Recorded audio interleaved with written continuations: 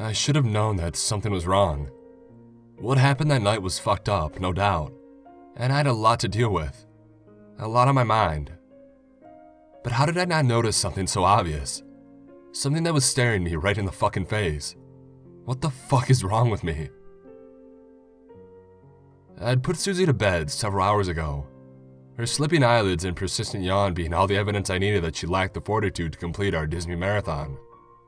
But Daddy, I'm really awake, I promise. She'd pleaded with me as I carried her up to her room in my arms. Oh really? I chuckled, playing with her.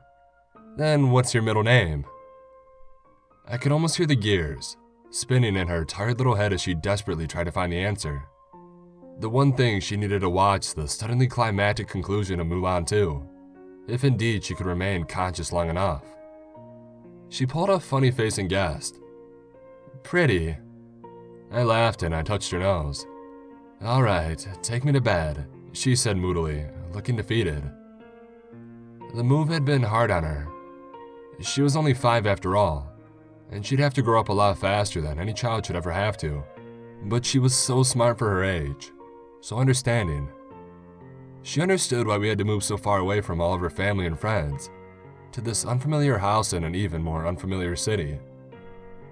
She understood why we couldn't see her mother anymore, that she wasn't the same, that she'd forgotten how to love after all the drugs took hold of her. She understood that she'd probably never see her old friends again, and that she'd have to make new ones. And she even understood why I suddenly had to start taking the little white pills from the little orange bottle every morning and afternoon. The stress of a long, drawn-out separation from my wife, and waking up every morning to see the shell of a woman I once called the love of my life, had broken my heart. Literally. If my daddy gets too excited, his heart explodes. I heard her telling some other girls one day when I was picking her up from school, much to their fascination. Not quite right, bless her, but it was amazing that she was so close, because we'd never even spoken about it before. Don't worry, we'll watch the rest of the morning together, I promise. I reassured her as I tucked her into bed and gave her a kiss on the cheek. But I must warn you, at the very end, Mula, don't tell me, she shouted as she buried her head into the pillow and made the classic, I can't hear you, sounds. I laughed again and I told her I loved her, as I always did, turned off the lights and left her door open a crack before going downstairs to watch some shitty late-night TV. She was the strongest girl I'd ever met, bar none. Even during her infancy, she rarely ever cried. Even if something was upsetting her, even if something was really scaring her, or if she was even in serious pain, she would just sit there, resolute, showing no weakness. I laughed as I recalled the memory of when she was only 2. And by that age, she knew how to feed herself using a spoon, and I normally just sit her in her high chair with the bowl in front of her and let her get to it while I did other chores around the house. But one morning, she wasn't eating. She was just sat in her chair with a sour, unhappy, pained expression on her face. She wasn't crying, but I could tell that something was wrong. It turned out that I'd accidentally trapped her entire hand in the joint of the high chair's folding table when I'd put her food down on it. She wasn't hurt, luckily, but it goes to show you how tough she was, even as a baby. When I looked into her eyes, I didn't see a child. I saw a woman. She was the only female I needed in my life now. I loved her, unconditionally, more than life itself, and I knew that as long as we were together, everything would be fine. I got to the point in the night where the adverts for stretching super hoses or pop-up gazebos began to run together with the fake tarot readings and over-the-phone spiritual guidance, and I really thought I might die or, at the very least, become brain damaged if I watched another second. When even the TV strippers started putting their clothes back on, you know it's time to hit the can. Switching the TV off with the remote, I quickly stood up and patted myself down to make sure I hadn't, indeed, shat myself. I got the all clear and I started up the stairs, fumbling with my pills, turning off the lights as I went and preparing myself for bed. That's when I heard the scream. That bone-chilling, blood-curdling scream.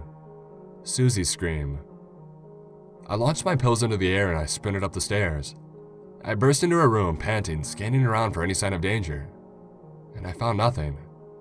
Content that the room was empty, save for myself and her, I kneeled at her bed and stroked her face. "What's wrong, honey?" I asked her gently. She just sat up in bed, frozen, paralyzed almost, pointing one shaking finger towards the foot of her bed and clutching her other hand close to her chest. This wasn't really any surprise to me. Yes, she was a strong girl, but she was entitled to her share of childlike monsters that everybody goes through at that age. I'd been woken up many times in the small hours of the morning by her cries of, "Monsters in my wardrobe," or "Ghosts in my floorboards," the latter of which ended with me doing some weird foot-stomping dance ritual to ward off evil spirits. One that had become more and more regular of late was, "Man at my window," which is one of the few I actually took seriously, but luckily there never was, at least not what I saw. But this time was different though. She hadn't shouted out any of those usual complaints. She hadn't shouted anything. She just screamed. And that's when I should have known, right then. Right then and fucking there is when I should have realized. And I was too late. That the worst had already happened. I decided to see if I could calm her down. Have a little fun with it. Try to get her back in the sleepy mood, you know? I walked over to the other side of the room where the wardrobe was. "Is it in the wardrobe?" I asked loudly, suddenly jerking the doors open to reveal nothing but clothes and hangers. "Nope, no monsters in there," I concluded. "Unless it's Invisible Ivan," I yelled, unleashing a fury of conquest moves into the empty closet. "Nope, Ivan's not in there either." Then I bent down and started rapping my knuckles on the floor. The floorboards sound empty to me. I stood up again smiling, and I looked at Susie. Her cold, terrified gaze just followed me around the room, her face the picture of absolute seriousness, her shaking finger unmoved from the end of the bed. The smile quickly melted from my face. My Ghostbuster routine usually at least made her chuckle. I knew something had seriously scared her, and whatever it was, she thought it was under the bed. "Down there," I mimed to her, gesturing to the floor under where she sat. She nodded silently, and then withdrew her hand and clenched it tight to her chest, like the other one. I got down on 2 knees, put my hands on the floor and prepared my scariest roar to pretend to scare away whatever imaginary creature lived there. I quickly brought my head down to floor level and was just about to shout under the mattress when what I saw made the breath catch in my throat. I felt nauseous, terrified, and infuriated all in the same instant. But that's not when I had my heart attack. He was laying there, totally naked and on the erect, in an expanding pool of his own piss. His wrinkled, curdled, wart-covered skin was stuck to the floor by his stinking sweat, and I could see his yellow, rotting teeth, and the few he still had, leaning pitifully towards me through his cracked, arid lips. He must have been in his late 60s, and his greasy, silvery hair where he wasn't bald fell down over his face in messy knots and clumps. In one veiny, clawed hand he held a bloodied steak knife, rusted with use, a large stained burlap sack in the other.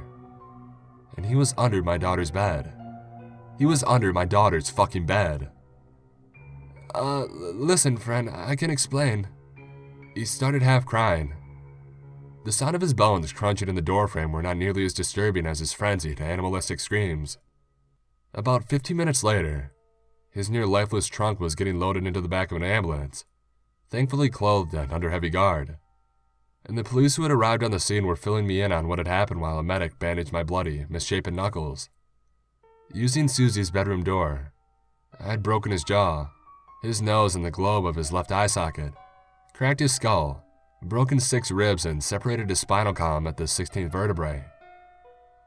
When the hinges splintered and the door fell from the frame, I resorted to using my fists and I had shattered all 9 of his teeth, half crushed his windpipe and left him with a major concussion, all of which made me identifying him in any way very difficult, mainly due to the fact that his newly swollen and disfigured face could now have put Jocelyn Windelstein in high spirits.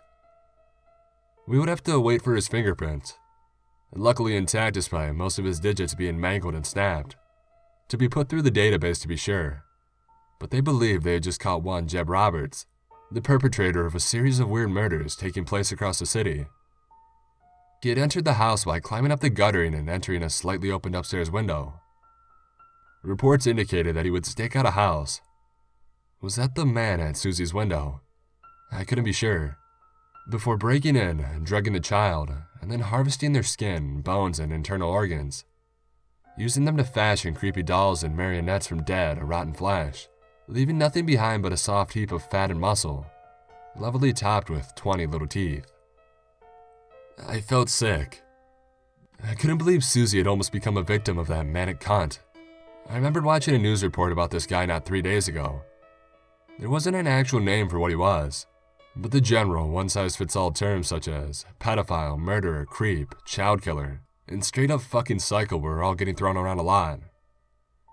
The officers commended me for my brave and valiant action, and assured me that, if this was the right guy, and he lived long enough to stand trial, he would be getting nicely acquainted with old Sparky within the new year. Susie just sat there in silence, still clutching her hands to her chest and not moving an inch. I hadn't heard her say a single word throughout the entire ordeal. She even silently dismissed the paramedics who tried to check on her, insisting instead that they focus on me. She didn't look as scared anymore, but I assumed she was still too in shock to say anything or give her testimony to the police. They said that that was all right, and I could bring her down to the station whenever she was ready. In hindsight, it wasn't the best idea, but I decided to wait until the cops had cleared out. The investigators had taken their photos and left, and the paramedics had all piled up into the car and sped away, and the sound of wailing sirens was no longer audible in the distance, about an hour in total. And then I sat Susie down on the couch and decided we needed to have a talk about what had just happened. I explained to her that a nasty man had gotten into the house, that he had wanted to take her away, but that it was alright because Daddy had been there to protect her, and that that man was never ever coming back. She placed a hand on my cheek and nodded. That nod she always did to show me that she understood everything I had just said, and everything I hadn't. As the first tears I had seen in almost 5 years started to roll down her cheeks. "It's all right, Suze." I comforted her. "You don't have to cry." She still said nothing, but I didn't question it too much. I hugged her lovingly and she nestled her head into my shoulder, but she hardly hugged me back. Her arms were still clamped tight against her chest, as if trying to hide something valuable, afraid she could lose it at any second. "Susie, darling, what's that in your hand?" She looked suddenly apprehensive, and that fearful expression crossed her face again. "It's okay, you can show me, it's alright, I promise." Only then did I put two and two together and worked out what had happened. I had failed my daughter, the girl that meant everything to me, because I was too fucking dim to see what was right in front of my face. How fucking stupid can I be? Now I'm gone and she's all on her own. I was meant to protect her. I was meant to protect her.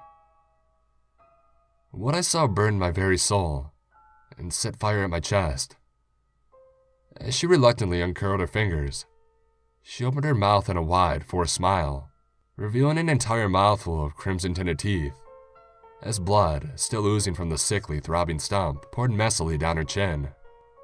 In her precious, shaking hand, cruelly taken from her innocent mouth, glistening in the first rays of morning sunshine poking through the window, was her own severed tongue. That's when I had my heart attack.